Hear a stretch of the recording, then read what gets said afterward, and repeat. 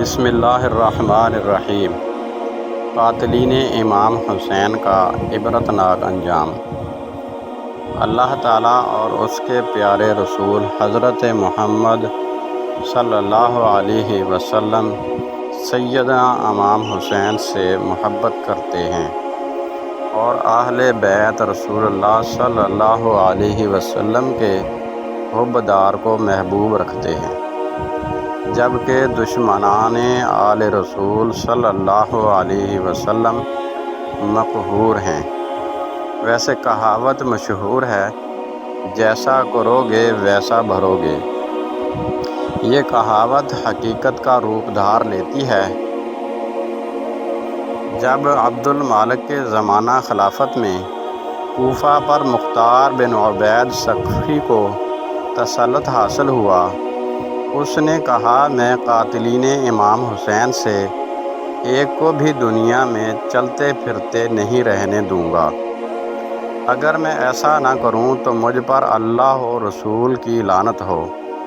پھر اس نے لوگوں سے کہا کہ مجھے ہر اس شخص کا نام و پتہ بتاؤ جو امام حسین رضی اللہ عنہ کے مقابلے میں کربلا گیا تھا۔ لوگوں نے بتانا شروع کیا اور مختار نے ایک ایک کو قتل کرنا اور سولی پر لٹکانا شروع کر دیا۔ ابن سعد کا قتل۔ مختار نے ایک دن کہا کہ میں کل ایک شخص کو قتل کروں گا، میرے اس عمل سے تمام مومنین اور ملائکہ مقربین بھی خوش ہوں گے۔ حیثم بن اسود نخعی اس وقت مختار کے پاس بیٹھا ہوا تھا۔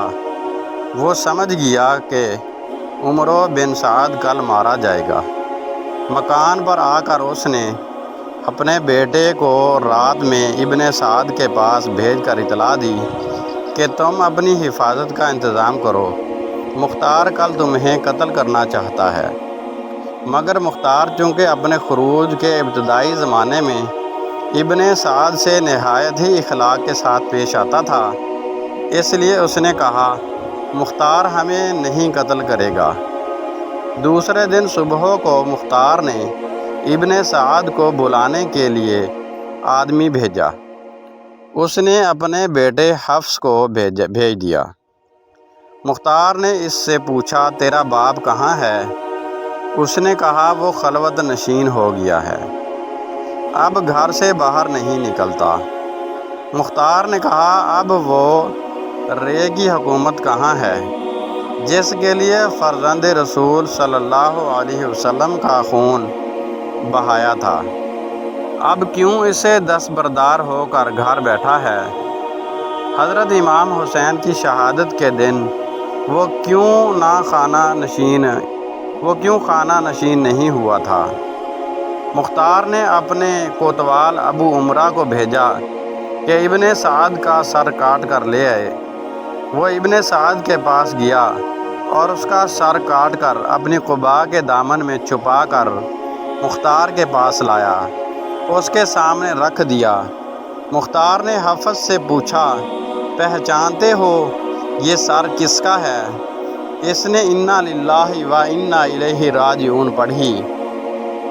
پھر کہا، یہ میرے باپ کا سر ہے اور اب اس کے بعد زندگی میں کوئی مزہ نہیں۔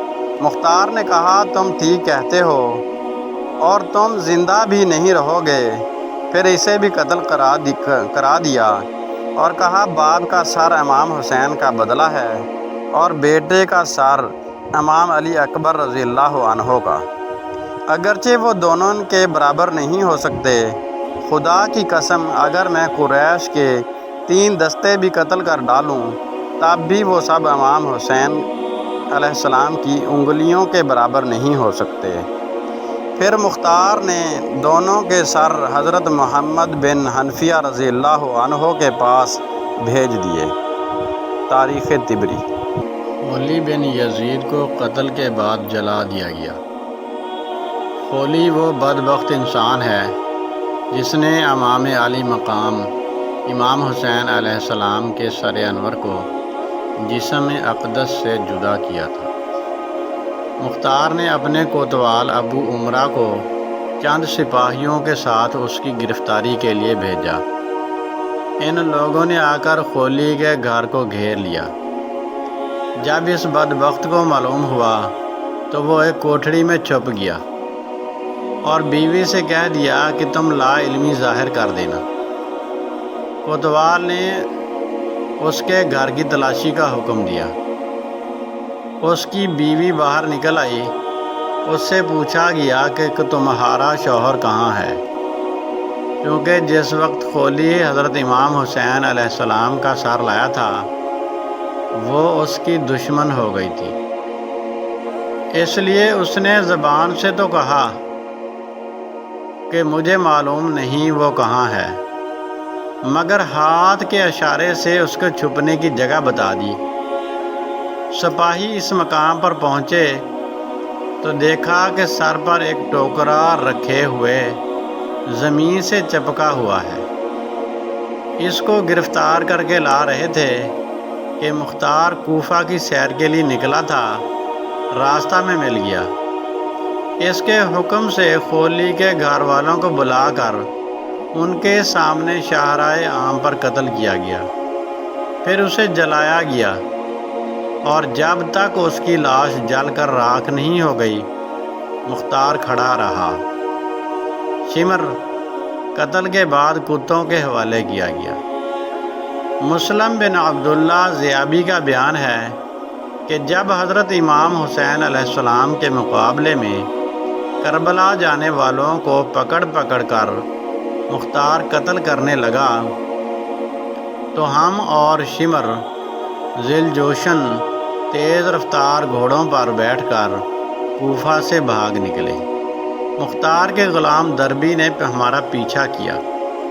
ہم نے اپنے گھوڑوں کو بہت تیزی سے دوڑایا، لیکن ضربی ہمارے قریب آ گیا۔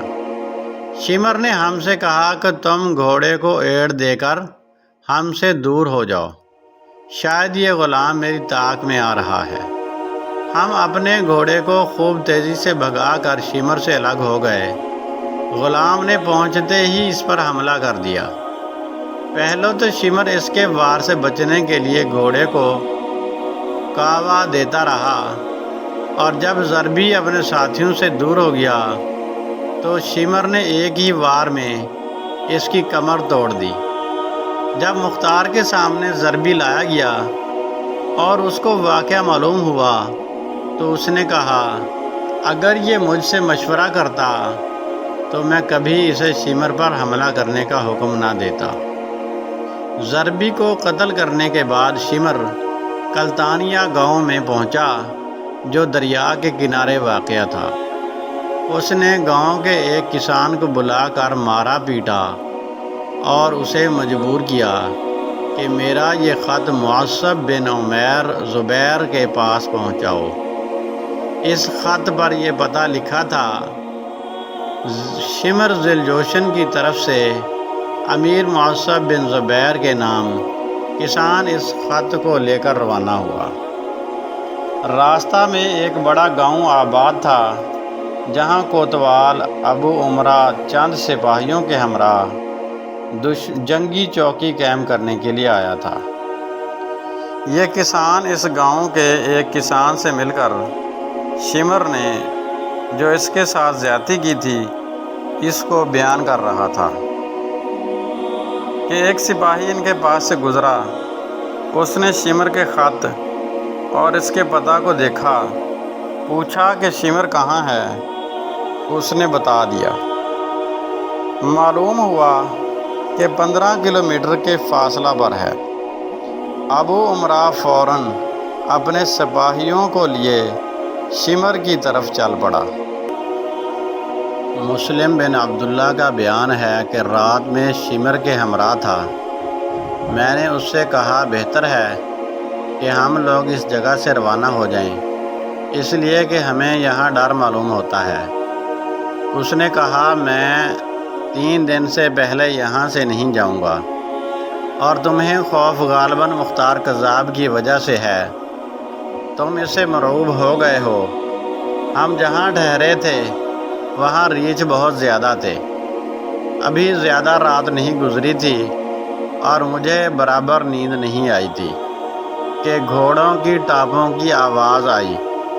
میں نے اپنے دل میں کہا ریچھ ہوں گے، مگر جب آواز تیز ہو گئی تو میں اٹھ کر بیٹھ گیا، اپنی آنکھوں کو ملنے لگا اور کہا یہ ریچھوں کی آواز ہرگز نہیں ہو سکتی۔ اتنے میں انہوں نے پہنچ کر تکبیر کہی اور ہماری جھونپڑیوں کو گھیرے میں لے لیا۔ ہم اپنے گھوڑے چھوڑ کر پیدل ہی بھاگے۔ وہ لوگ شمر پر ٹوٹ پڑے جو پرانی چادر اوڑھے ہوئے تھا، اس کے برس کی سفیدی چادر کے اوپر سے نظر آ رہی تھی۔ وہ کپڑے اور زرہ وغیرہ بھی نہیں پہن سکا، اسی چادر کو اوڑھے ہوئے نیزے سے ان کا مقابلہ کرنے لگا۔ ابھی ہم تھوڑی دور ہی گئے تھے کہ تکبیر کی آواز کے بعد ہم نے سنا کہ اللہ نے خبیث کا خاتمہ کر دیا۔ پھر ان لوگوں نے اس کے سر کو کاٹ کر لاش کو کتوں کے لیے پھینک دیا۔ تبری۔ ہاتھ پاؤں کاٹ کر تڑپنے کے لیے چھوڑ دیا گیا۔ عبداللہ بن دیاس جس نے محمد بن عمار بن یاسر کو قتل کیا تھا، اس نے امام عالی مقام کے قاتلین میں سے مختار کو چند آدمیوں کے نام بتا دیے، جن میں عبداللہ بن اسید جہنی، مالک بن نصیر بدی اور حمل بن مالک محاربی بھی تھے۔ یہ سب اس زمانے میں قادسیہ میں رہتے تھے۔ مختار نے اپنے سرداروں میں سے ایک سردار مالک بن عمرہ نہدی کو ان کی گرفتاری کے لیے چند سپاہیوں کے ساتھ بھیجا۔ اس نے جا کر ان سب کو گرفتار کر لیا اور عشاء کے وقت لے کر مختار کے پاس پہنچا۔ مختار نے ان لوگوں سے کہا اے اللہ و رسول اور آل رسول کے دشمنوں، حسین بن علی کہاں ہیں؟ مجھے حسین کی زیارت کرواؤ ظالموں۔ تم نے اس مقدس ذات کو قتل کیا جن پر نماز میں تمہیں درود بھیجنے کا حکم دیا گیا ہے۔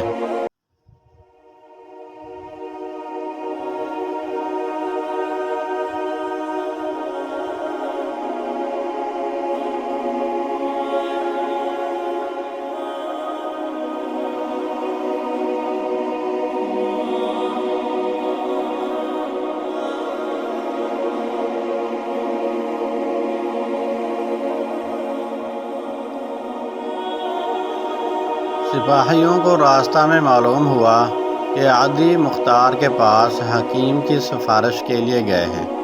انہوں نے اپنے سردار ابن کامل سے کہا کہ مختار عادی کی سفارش قبول کر لیں گے اور یہ خبیث بچ جائے گا، حالانکہ آپ اس کے جرم سے بخوبی واقف ہیں، لہٰذا بہتر ہے کہ ہم ہی اس کو قتل کر دیں۔ ابن کامل نے انہیں اجازت دے دی۔ وہ لوگ حکیم کو ایک گھر میں لے گئے، اس کی مشقیں باندھی ہوئی تھیں، اسے ایک جگہ کھڑا کیا اور کہا تو نے حضرت عباس بن علی کے کپڑے اتارے تھے، ہم تیری زندگی میں ہی تیرے سارے لباس اتارتے ہیں۔ چنانچہ ان لوگوں نے اسے بالکل ننگا کر دیا۔ پھر کہا تو نے حسین کو تیر مارا تھا، ہم بھی تجھے تیروں کا نشانہ بناتے ہیں۔ یہ کہہ کر انہوں نے تیروں سے مار مار کر اس کو ہلاک کر دیا۔ ابن کامل نے آ کر مختار کو حکیم کے قتل کی اطلاع دی۔ مختار نے کہا میرے پاس لائے بغیر تم نے اسے کیوں قتل کر دیا؟ دیکھو یہ عادی اس کی سفارش کے لیے آئے ہیں اور یہ اس بات کے اہل ہیں کہ ان کی سفارش قبول کی جائے۔ ابن کامل نے کہا آپ کے سپاہی میری بات نہیں مانے تو میں مجبور ہو گیا۔ عدی نے کہا اے دشمن خدا، تو جھوٹ بولتا ہے، تو نے جانا کہ مختار میری سفارش قبول کر لیں گے، اس لیے تو نے اسے راستہ ہی میں قتل کر دیا، اس کے علاوہ اور تجھے کوئی خطرہ نہیں تھا۔ ابن کامل بھی عدی کو جواب میں برا بھلا کہنا چاہتا تھا، مگر مختار نے انگلی اپنے منہ پر رکھ کر اسے خاموش رہنے کی ہدایت کی۔ عدی مختار سے خوش اور ابن کامل سے ناراض ہو کر چلے آئے۔ تبری۔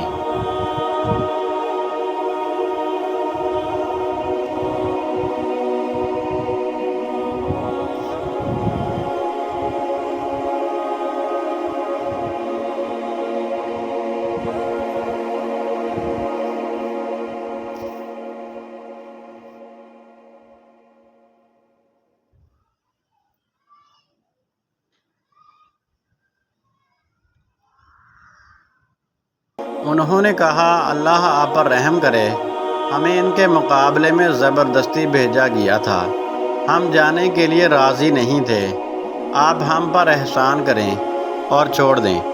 مختار نے کہا تم نے نواسۂ رسول پر احسان نہیں کیا، ان پر تمہیں رحم نہیں آیا، تم نے انہیں اور ان کے بچوں کو پیاسا رکھا، پانی نہیں پینے دیا، اور آج ہم سے احسان طلب کرتے ہو۔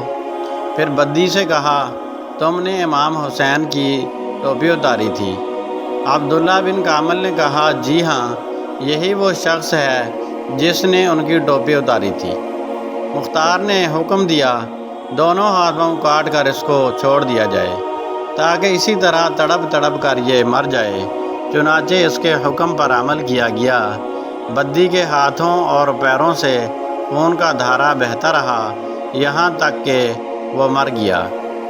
اس کے بعد جہنی اور محاربی کو قتل کر دیا گیا۔ تبری حکیم برہنہ کر کے تیروں کا نشانہ بنایا گیا۔ حکیم بن طفیل طائی وہ بدنصیب انسان ہے کہ جس نے کربلا میں حضرت عباس علمبردار کے لباس و اسلحہ پر قبضہ کیا تھا اور امام حسین علیہ السلام کو تیر مارا تھا۔ مختار نے عبداللہ بن کامل کو اس کی گرفتاری کے لیے چند سپاہیوں کے ساتھ بھیجا، وہ پکڑ کر اسے مختار کی طرف چلا۔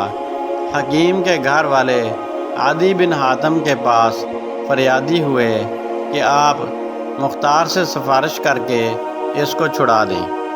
مختار عدی کی بہت قدر کیا کرتا تھا، وہ سفارش کے لیے مختار کے پاس پہنچ گئے۔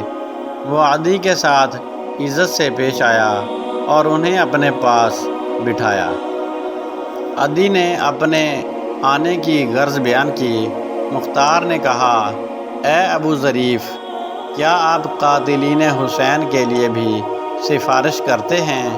انہوں نے کہا حکیم پر جھوٹا الزام لگایا گیا ہے۔ مختار نے کہا اچھا تو ہم اسے چھوڑ دیں گے۔ نیزوں سے چھید چھید کر مارا گیا۔ بنی صدا کا ایک بدبخت جس کا نام عمرو بن صبیح تھا، وہ کہا کرتا تھا کہ میں نے امام حسین کے ساتھیوں کو تیر سے زخمی کیا مگر کسی کو قتل نہیں کیا ہے۔ سب لوگوں کے سو جانے کے بعد مختار نے اس کی گرفتاری کے لیے سپاہیوں کو روانہ کیا۔ جب وہ ابن صبیح کے مکان پر پہنچے تو وہ اپنے چھت پر بے خبر سو رہا تھا اور اس کی تلوار اس کے سرہانے رکھی تھی۔ سپاہیوں نے اسے گرفتار کر لیا اور اس کی تلوار پر قبضہ کر لیا۔ وہ کہنے لگا اللہ اس تلوار کا برا کرے، یہ مجھ سے کس قدر قریب تھی اور اب کتنی دور ہو گئی۔ سپاہیوں نے رات ہی میں اسے مختار کے سامنے پیش کیا۔ مختار نے حکم دیا کہ صبح تک اسے قید میں رکھو۔ پھر صبح کو دربار عام مختار کے سامنے پیش کیا۔ جب بہت سے لوگ جمع ہو گئے اور ابن صبیح اس کے سامنے لایا گیا تو نہایت دلیری سے بڑے دربار میں کہنے لگا اے گروہ کفار و فجار، اگر اس وقت میرے ہاتھ میں تلوار ہوتی تو تم کو معلوم ہو جاتا کہ میں بزدل اور کمزور نہیں ہوں۔ اگر میں تمہارے علاوہ کسی اور کے ہاتھ سے قتل کیا جاتا تو یہ بات میرے لیے باعث مسرت ہوتی، اس لیے کہ میں تم کو بدترین مخلوق سمجھتا ہوں۔ اے کاش اس وقت میرے ہاتھ میں تلوار ہوتی تو میں تھوڑی دیر تمہارا مقابلہ کرتا۔ اس کے بعد ابن صبیح نے ابن کامل کی آنکھ پر ایک گھونسا مارا۔ ابن کامل ہنسا اور اس کا ہاتھ پکڑ کر کہنے لگا کہ یہ شخص کہتا ہے کہ میں نے اہل بیت رسالت کو تیروں سے زخمی کیا ہے، تو اب اس کے بارے میں آپ ہمیں کیا حکم دیتے ہیں؟ مختار نے کہا نیزے لاؤ اور اسے نیزوں سے چھید چھید کر مارو۔ چنانچہ نیزوں سے مار کر اسے ہلاک کیا گیا۔ تبری قاتل کو زندہ جلا دیا۔ بنی جنب کا ایک شخص جس کا نام زید بن رقاد تھا، اس بدبخت نے حضرت عبداللہ بن مسلم بن عقیل کو تیر مارا تھا جو ان کی پیشانی میں لگا تھا۔ انہوں نے پیشانی کو بچانے کے لیے اس پر اپنا ہاتھ رکھ دیا، مگر تیر ایسا لگا کہ ہاتھ بھی پیشانی کے ساتھ پیوست ہو گیا، اور جب کوشش کے باوجود ان کا ہاتھ پیشانی سے جدا نہیں ہو سکا تو انہوں نے بارگاہ الہی میں دعا کی، یا الہ العالمین، ہمارے دشمنوں نے جیسا ہمیں ذلیل کیا ہے تو بھی ان کو ایسے ہی ذلیل کر، اور جس طرح انہوں نے ہمیں قتل کیا ہے تو بھی ان کو قتل کر۔ پھر زید بن رقاد نے ان کے پیٹ میں ایک تیر ماری جس سے وہ شہید ہو گئے۔ ابن رقاد کہا کرتا تھا کہ ان کے پیٹ کا تیر تو میں نے آسانی سے نکال لیا، مگر جو تیر پیشانی پر لگا کوشش کے باوجود وہ نہیں نکل سکا۔ مختار نے عبداللہ بن کامل کو اس کی گرفتاری کے لیے روانہ کیا۔ ابن کامل سپاہیوں کے ساتھ پہنچ کر اس پر ٹوٹ پڑا۔ وہ بھی ایک بڑا بہادر آدمی تھا، تلوار لے کر ان کا مقابلہ کیا۔ ابن کامل نے اپنے سپاہیوں سے کہا، اسے نیزہ اور تلوار سے ہلاک نہ کرو، بلکہ تیر اور پتھر سے مارو۔ سپاہیوں نے اس قدر تیر اور پتھر مارا کہ وہ گر گیا۔ ابن کامل نے کہا، دیکھو، اگر جان باقی ہو تو اسے باہر لاؤ۔ کیونکہ ابھی جان باقی تھی تو اسے باہر نکالا گیا۔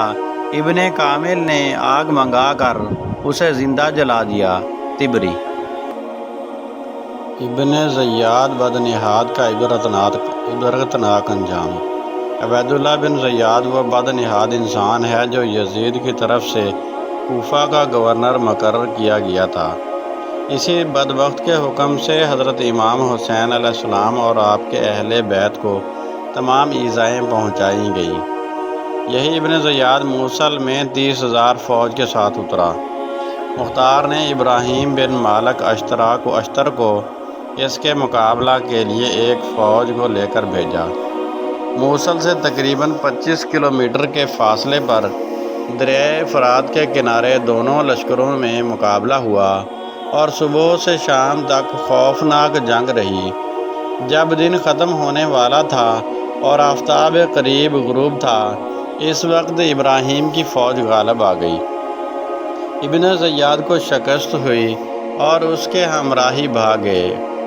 ابراہیم نے حکم دیا کہ فوج مخالف میں سے جو ہاتھ آئے اس کو زندہ نہ چھوڑا جائے۔ چنانچہ بہت سے ہلاک کیے گئے۔ اسی ہنگامہ میں ابن زیاد بھی فرات کے کنارے محرم کی 10ویں تاریخ 67 ہجری میں مارا گیا اور اس کا سر کاٹ کر ابراہیم کے پاس بھیجا گیا۔ ابراہیم نے مختار کے پاس کوفہ میں بھجوایا۔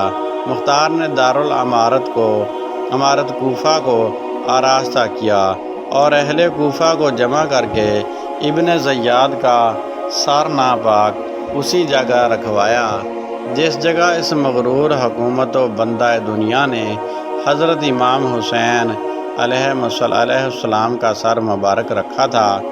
مختار نے اہل کوفہ کو خطاب کر کے کہا، اے اہل کوفہ، دیکھ لو کہ امام حسین کے کون ناحق نے ابن زیاد کو نہ چھوڑا۔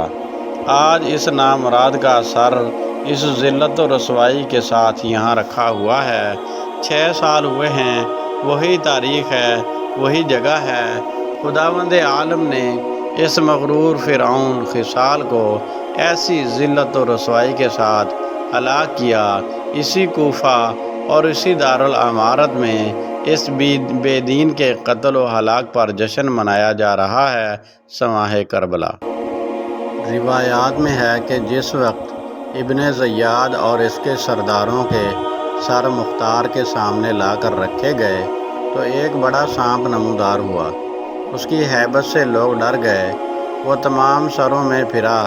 جب عبیداللہ بن زیاد کے سر کے پاس پہنچا تو اس کے نتھنے میں گھس گیا اور تھوڑی دیر ٹھہر کر اس کے منہ سے نکلا۔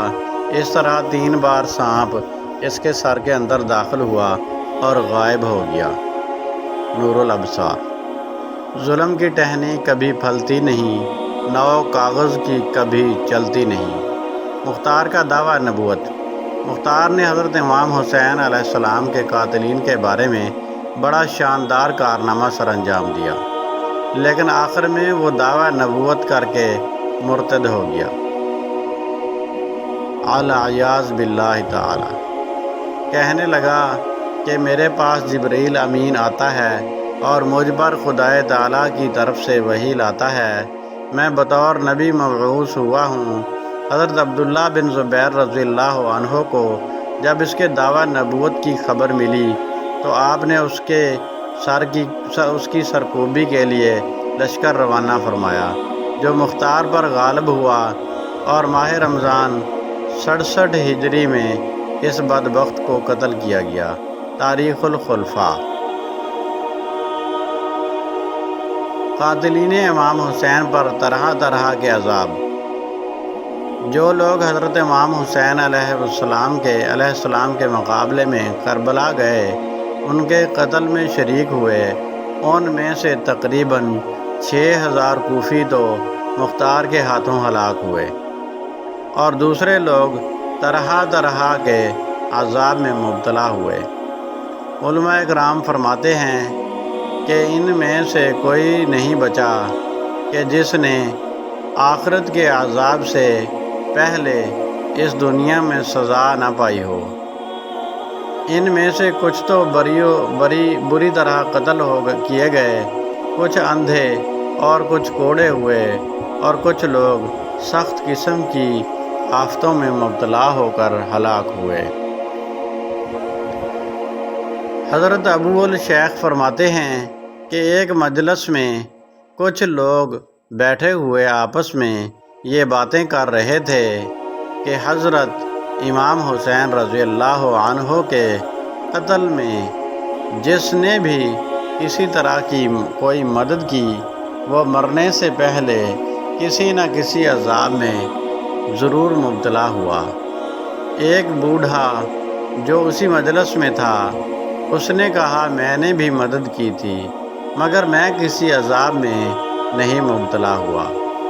اتنا کہنے کے بعد وہ چراغ درست کرنے کے لیے کھڑا ہوا تو اس کی آگ نے بوڑھے کو پکڑ لیا۔ اس کا پورا بدن جلنے لگا۔ وہ آگ آگ چلاتا رہا یہاں تک کہ دریائے فرات میں کود پڑا، مگر آگ بجھی نہیں اور وہ اسی میں جل کر ہلاک ہو گیا۔ اسی قسم کا ایک واقعہ امام صدی سے بھی منقول ہے۔ انہوں نے فرمایا خدا کی قسم میں نے اس کو دیکھا، وہ اس طرح جل رہا تھا جیسے کوئلہ۔ صواعق محرقہ۔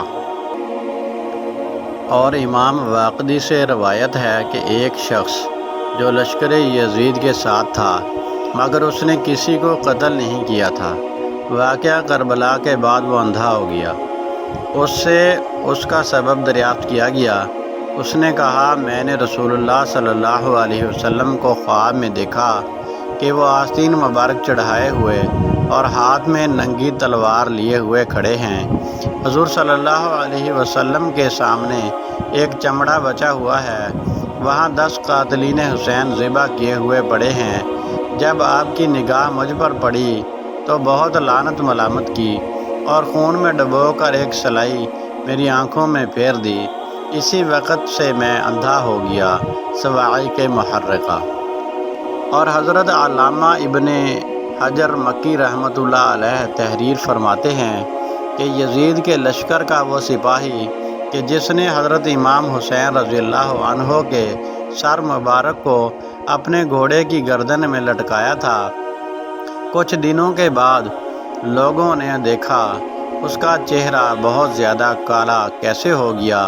اس نے کہا جس روز میں نے حضرت امام حسین رضی اللہ عنہ کے سر کو اپنے گھوڑے کی گردن میں لٹکایا۔ اسی روز سے ہر رات کو 2 آدمی میرے پاس آتے ہیں اور مجھے پکڑ کر ایسی جگہ پر لے جاتے ہیں جہاں بہت سی آگ ہوتی ہے۔ مجھے منہ کے بل اس آگ میں ڈال کر نکالتے ہیں۔ اسی وجہ سے میرا منہ اتنا زیادہ کالا ہو گیا ہے۔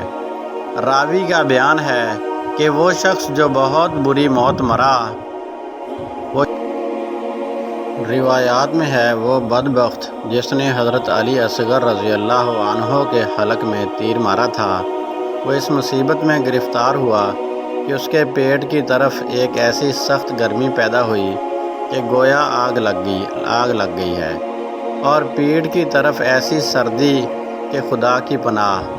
اس حالت میں اس کے پیٹ پر پانی چھڑکتے، برف رکھتے اور پنکھا جلتے مگر ٹھنڈک پیدا نہ ہوتی، اور پیٹ کی طرف آگ جلا کر گرمی پہنچانے کی کوشش کرتے مگر کچھ فائدہ نہ ہوتا، اور وہ پیاس پیاس چلاتا تو اس کے لیے ستو اور دودھ لایا جاتا، لیکن 5 گھڑا بھی اس کو پلایا جاتا تو وہ پی لیتا، اور پھر بھی پیاس پیاس چلاتا رہتا، یہاں تک کہ اسی طرح پیتے پیتے اس کا پیٹ پھٹ گیا۔ صواعق محرقہ۔ علامہ جلال الدین سیوطی رحمۃ اللہ علیہ محاضرات و محاورات میں تحریر فرماتے ہیں کہ کوفہ میں چیچک کی بیماری ایک سال ایسی ہوئی کہ جو لوگ حضرت امام حسین علیہ السلام کو قتل کرنے کے لیے گئے تھے، 1500 اولاد ان کی چیچک سے اندھی ہو گئی۔ نور الابصار۔ حاکم میں حضرت ابن عباس رضی اللہ عنہ سے روایت ہے کہ خدا تعالیٰ نے رسول اللہ صلی اللہ علیہ وسلم کے پاس وحی بھیجی کہ میں نے حضرت یحییٰ بن زکریا علیہ السلام کے عوض 70,000 کو مارا، اور اے محبوب تمہارے نواسے کے عوض 70,000 اور 70,000 یعنی 1,40,000 کو ماروں گا۔